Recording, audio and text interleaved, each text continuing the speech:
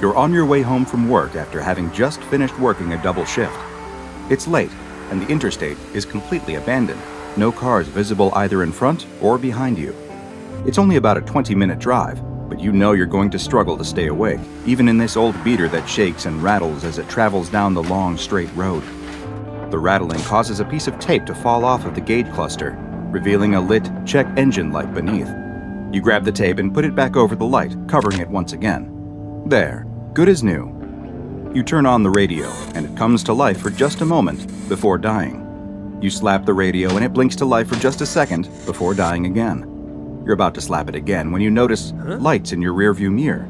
And more than just a pair of headlights. It's a whole wall of lights. They're getting closer, and quickly too. Before you know it, they look like they're barreling down on you. But then they suddenly go black, blinking out of existence. Did that trucker just turn off his lights, you think? You have no time to dwell on the thought, because the sound of an explosion suddenly causes you to scream in fright. It sounds like lightning has struck just inches from your car. The inside of your car suddenly lights up with fire and smoke. Has your engine exploded? What's going on? No, it's not coming from you, it's coming from next to you. You don't know where it appeared from, but next to your car is now a massive semi. At least, you think it was a semi. The smoke is so thick it makes you cough, and you quickly can't see. You lose control of the car and slam on the brakes, but you can feel yourself going off the road. As the smoke finally clears up inside of your car, you can see the moon. It's at this moment that you realize you're no longer right side up as the car flips and tumbles through the air. You open your eyes to find that you're still buckled into your seat. You release the seatbelt and drop to the roof of the car. You crawl out to find that your car slid to a stop upside down, several meters from the road. You look around, and far off in the distance, you can see it. The semi that ran you off the road, driving at an almost impossible rate of speed off into the night. You look back at your car, which is completely totaled, and wonder what you're going to do now. It's late the next morning when you finally get back home. The police did not seem to believe your story about the magically appearing semi-truck causing your single-car accident, but they did at least give you a ride back home after administering a sobriety test. You enter your small studio apartment and look around at the sparsely decorated room, wondering how you're going to pay rent next month if you can't get to your job. You go to the fridge and open the door, but there's nothing inside except for a carton of milk that's well past its expiration date. You open it and take a whiff, but this is too far gone even for your state of desperation. You close the fridge and lean on the door, trying to figure out what you're going to do. You're so deep in thought that you barely notice the mail being pushed through the slot in your door. You decide to go pick it up, even though you know it will only be bad news. And you were right. Bills, bills, and more bills. First, second, and final notices. You wonder if you've ever had a piece of good news show up through that slot in your door. What's this, though? The last piece of mail is a battered and folded envelope that looks like it's been used and repurposed many times. It feels thick and heavy, but there's no information on it at all. It's completely blank. You open the envelope, and your eyes light up. Inside is money. It's a stack of crinkled old bills, different denominations, all in a random order, but there's a lot of them. There must be over $1,000 here. And there's something else, too. A note. You unfold the creased and dirty piece of paper to see a simple message that looks like it was hastily written in black crayon. All the note says is, "Sorry about last night. Hope this helps, compadre." You flip the note over and look in the envelope again, but there's nothing else other than the wad of cash. The apology note may have been unsigned, but you weren't the first to receive something like it, and you would be far from the last. The SCP Foundation, though, knows exactly who sent it. This was a message from SCP-3899, also known as the Night Hauler. SCP-3899 is a black Peterbilt 379 semi-trailer truck with an attached trailer, but as you no doubt have determined, this is no ordinary truck. SCP-3899 has the anomalous effect of appearing seemingly at random upon stretches of highway within the continental United States, and usually at a considerable distance away from any other motorists.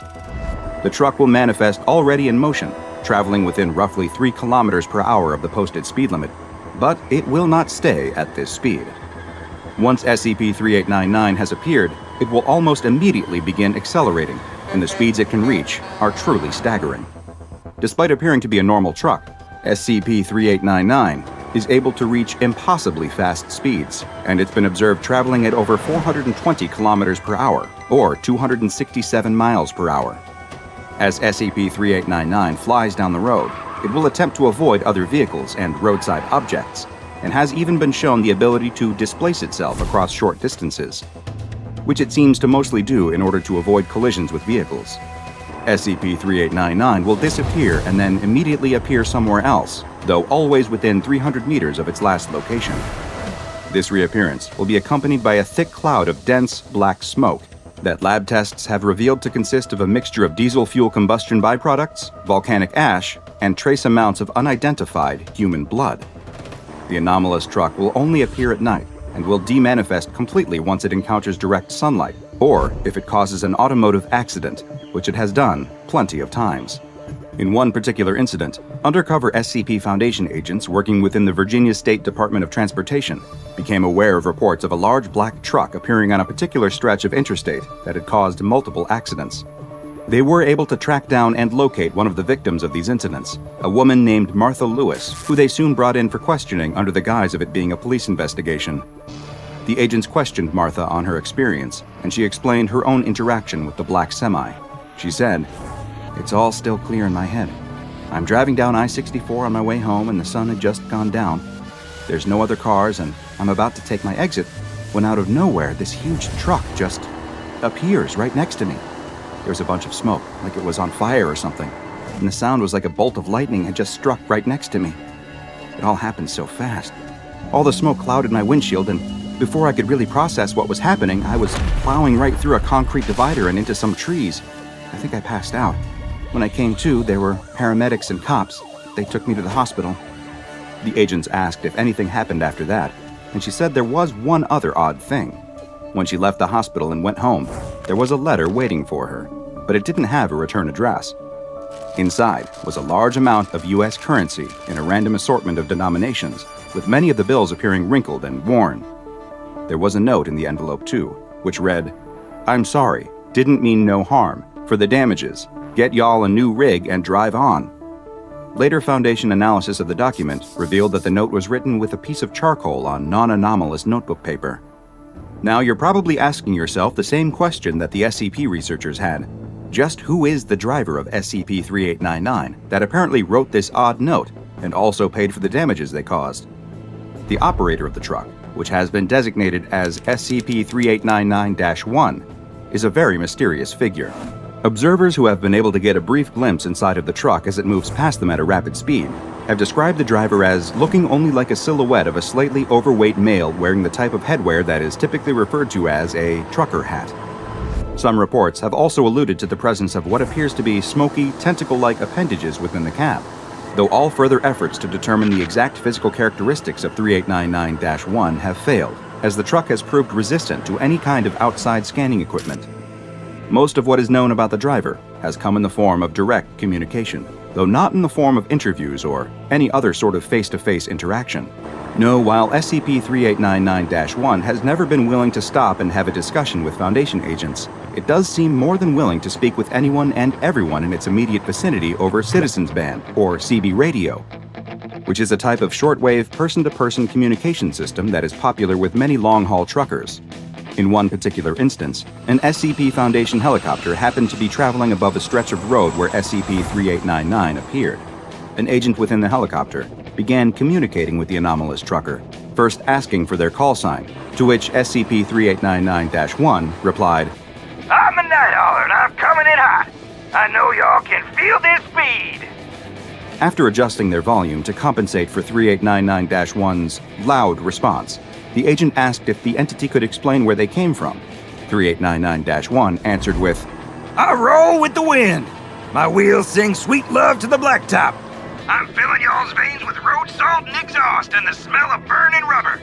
Ain't no bother where I'm from. We all gotta live for the ride and die for nothing." "I see," the agent responded, before asking, "Are you hauling anything in particular?" SCP-3899-1 came back with, "Ain't you listening, girl? You seeing this? What I got is pure rattling salvation. 18 wheels at a time. When y'all's roads is choked, when the ways is blocked and y'all's speed is all dead and gone, I'm dropping this load and we'll all be drinking gas and breathing smoke." The agent didn't understand, though, and asked again who they were and what they wanted. 3899-1 replied, This is for the souls of the road, for the long nights and dead engines, and everyone trying to put that horizon under their wheels. I am the roar of hot iron. I am screaming freedom. I am the death of all barriers. This rig ain't got no quit, honey. I do not stop. Can you feel the rumble? Can you see the fire and smell the burn? I know you can. I can taste your heart, and I know you want to fly apart with me. When the agent began to answer in the affirmative that they could indeed, quote, feel the rumble, seemingly caught up in the excitement of SCP-3899-1's proclamation, the investigation was quickly halted and the helicopter broke off from its pursuit. Following this incident, the potential mimetic influence of communicating with 3899-1 is under investigation. SCP-3899, being currently uncontainable by any conventional means, has been classified as Keter. Upon reports of it manifesting, all CB radio transmissions emanating from the truck are monitored by nearby Foundation listening posts for attempted contact by SCP-3899 to civilian recipients. Any individuals who are contacted are to be administered Class B amnestics, as are any eyewitnesses of the truck itself. All information about SCP-3899 is to be suppressed, and a disinformation campaign is active to make all reports of a mysterious truck that can appear out of nowhere and move at impossible speeds seem like nothing more than an urban legend. Just what is SCP-3899? Is the driver some sort of anomalous ghost, or perhaps an old, eldritch god, a manifestation of freedom and perpetual motion given physical form as a diesel-powered behemoth on the highway? Perhaps the answer to that question is up to you.